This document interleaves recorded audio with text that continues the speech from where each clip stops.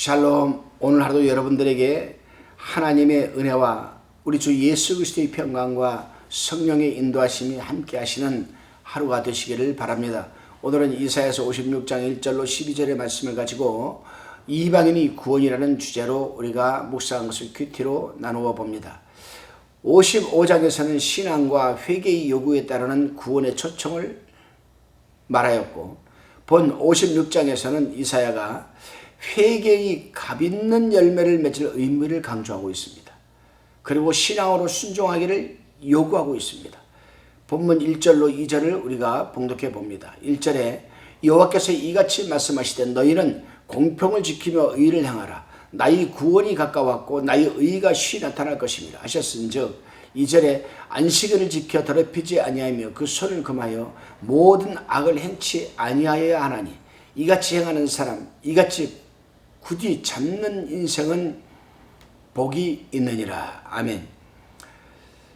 포로된 백성에게 해방될 때가 가까운 것을 지금 말하면서 장래의 메시아께서 오실 것을 다시 한번 내다보는 말씀입니다. 1절에 공평을 지키며 의를 행하는 것은 한마디로 행위의 선결이라고 할 수가 있습니다. 행위의 선결. 판단의 공평을 위주로 하고 행실의 정의를 일삼고 안식일 곧 주일을 지키며 율법 즉 성경 말씀을 준수함으로 자숙하고 선결함을 요구하고 있습니다. 그 이유는 장차 해방의 구원이 가까웠기 때문입니다. 본문 포로 시대에는 지키기 어려운 계명들이 있었을 것입니다. 성전은 파괴되었고 제사는 중단되었습니다. 모든 의식적 법률은 유보되었습니다. 또한 안식일에 일을 하지 말라는 율법 강조의 뜻도 노예 상태에서는 지키기가 어려웠을 것입니다. 이러한 상황에서 이사야는 2절에서 말하는 의미가 내적으로는 영적인 것, 거룩한 것을 묵상하고 조용한 기도와 찬양 등으로 안식일을 거룩하게 지키라고 지금 말하는 것입니다. 그렇습니다, 여러분. 오늘날도 피치 못할 사정으로 장기간 교회를 나가지 못하고 예배를 드리지 못하는 경우가 종종 있습니다. 이번에 코로나 사태가 인한 예가 바로 그러지 않았습니까? 하지만 늘 영적이고 거룩한 삶, 구별된 삶, 기도와 찬양을 통해서 자신의 신앙을 영위해 나가는 사람들이 있었습니다. 하나님은 바로 그들에게 위로를 하시는 것입니다. 다시금 본문 3절로 7절까지를 살펴봅니다. 이사야는 이제 이방인에게 구원의 기회를 주실 약속에 대해서 말하고 있습니다. 유대인들이 베타 사상으로 인하여 이방인의 자포자기를 버리고 하나님을 사랑하고 그 언약을 굳게 지키면 이방인은 물론이거니와 불구자라는 고자죠, 고자. 여기서 고자를 말하는 겁니다. 불구자라도 하나님의 집에서 예배하며 기쁘시게 받으신다라는 약속입니다. 그 이유는 하나님의 집은 특정한 유대인뿐만 아니라 만 국민이 기도하는 집이기 때문입니다. 구약시대에 특별히 고자와 불구자들은 종교적 특전을 받음에 있어서 제외되었습니다. 신명기 23장 1절에 나왔습니다. 그들은 성전에 들어가지도 못합니다. 장막에 들어가지도 하나님의 성막에 들어가지도 못하죠. 이제 메시아 즉 그리스도로 인하여 하나님의 나라에서 영원토록 영광에 참여할 수 있다고 그렇게 얘기하고 있는 것입니다. 얼마나 감사한 얘기입니까, 여러분? 사회생활 하는데도 문제가 있습니다. 신앙생활 하는데도 문제가 있습니다. 구약시대에 불구자와 고자들은. 그러나 메시아가 이 땅에 인카네이션, 퍼스트 인카네이션, 예수 그리스도가 이 땅에 초림을 하게 된 이후로는 고자든 불구자든 병든 자든 장래인이든 누구든 여러분 하나님 앞에 나아가서 찬양과 감사와 영광을 돌릴 수 있고 참여할 수 있다. 얼마나 여러분 소망이 있고 비전이 있고 감사한 일이 아니겠습니까? 3절에 보게 되면 여호와께 연합한 이방인은, 또 6절에 보게 되면 또 나 여호와에게 연합함이여라는 이 말씀. 이 말씀은 장차 그리스도 시대에 이방인과 유대인이 차별이 없이 누구든지 진실한 마음만 있으면 천국 백성이 될 수 있다는 진리가 바로 이 말씀에 있는 것입니다. 그렇습니다, 여러분. 하나님의 집, 즉 교회는 어떤 곳이며 누가 와서 기도와 찬양과 예배를 드리는 곳입니까? 특정한 사람만 와서 예배 드리는 곳입니까? 절대로 아니며 그와는 정반대입니다.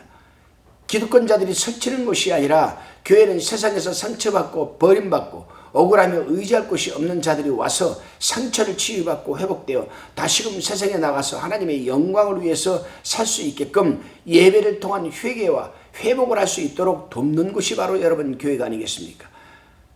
신약 성경은 이러한 사례들이 수없이 기록되어 있음을 우리는 많이 읽고 있습니다.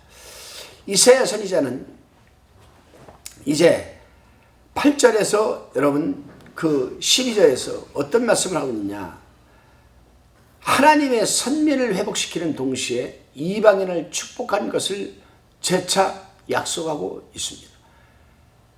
하나님께서는 말세의 선민을 세계 각지에서 수집하는 동시에 복음을 세계적으로 공개하여 이방인에게도 축복의 기회를 주시겠다는 것입니다. 이 약속은 오늘날 복음의 약속이 땅끝까지 전파됨으로 실현되었습니다. 9절 이하를 보게 되면은 국민 지도자들이 부패상을 지적하고 있습니다. 이 때문에 이방인 득짐승으로 표현되죠. 이방인들이 침략이 있을 것을 예고하고 있습니다. 당시 국민 지도자들이 일과는 호사스러운 음주행위와 호의호식하는 방종생활을 하였습니다. 그 당시에 지도자들이 11절 12절에 기록되어 있습니다. 이 같은 지도하에 있는 나라는 분명 망하고 민족은 도탄에 빠진다는 것은 세상 역사가 증명하는 것 아니겠습니까? 그렇습니다.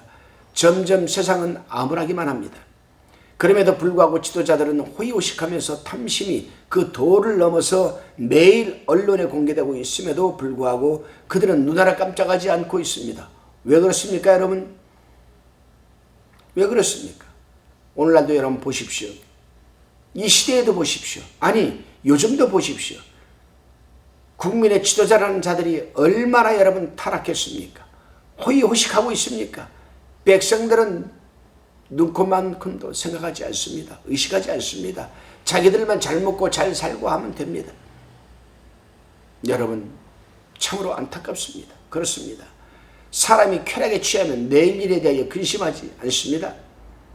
그들이 교만하여 저도 역시 그러합니다. 그들은 내일 일도 현재와 같은 줄 알고 착각을 합니다. 그러나 분명한 것은 전지전능하신 하나님은 그들이 결과에 대해서 엄중히 경고하고 있음을 깨달아야 할 것입니다. 기도드리시겠습니다. 주님, 이 어지러운 세상, 질서가 무너지고 모든 공의가 사라진 지금 하나님께서 간섭하여 주옵소서. 당신의 백성들이 마음 놓고 모두 모여 예배드리게 하시고, 그래서 지친 자, 상한 자, 원통한 자, 병든 자 모두가 모이게 하여 도와주시고, 회개하게 도와주시고, 회복하게 도와주셔서 당신의 영광을 위해서 살아가게 하옵소서. 특별히 양심이 화인 맞은 정치인들이 양심이 회복되게 역사하여 주시고, 진정 이 나라와 민족을 위해서 하나님의 미랄이 되는 정치인들이 우죽순처럼 일어나게 하옵소서. 감사드리오며 예수님의 이름으로 간절하게 기도드리옵나이다.